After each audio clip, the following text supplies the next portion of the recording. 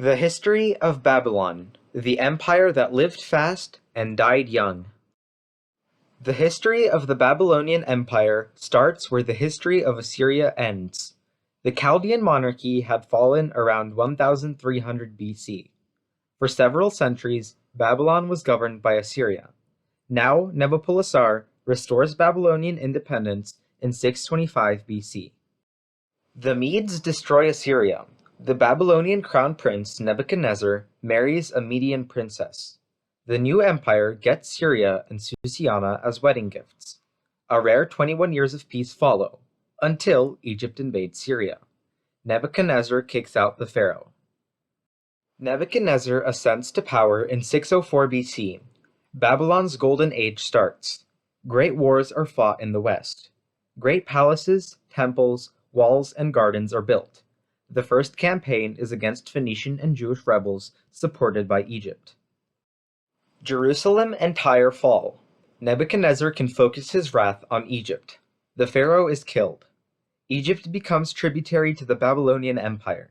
The era of peace and splendor begins.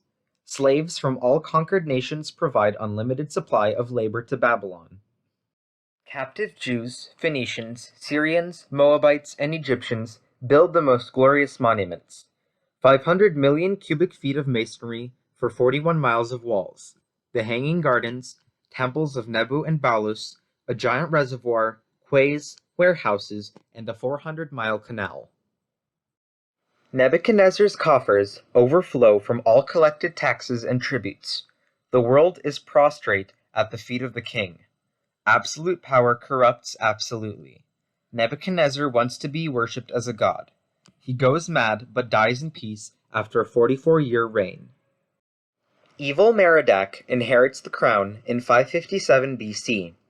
2 years later, he is killed in an insurrection. Neriglus rules peacefully for 3 years. His son, Labarasarkod, quickly loses both his crown and his head. After 70 years, the house of Nabopolassar is gone. Nabonadius usurps the throne of Babylon. Persia has conquered Media. Cyrus is ready to plunder the wealthy kingdom of Lydia. Babylon and Lydia form an alliance in 555 BC. Nabonadius has no faith in his army and prepares for a siege.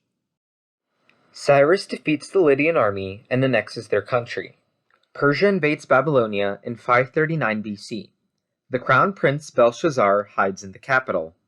King Nabonadius tries to split the Persian army in two. The walls of Babylon seem impenetrable. Cyrus has a clever plan.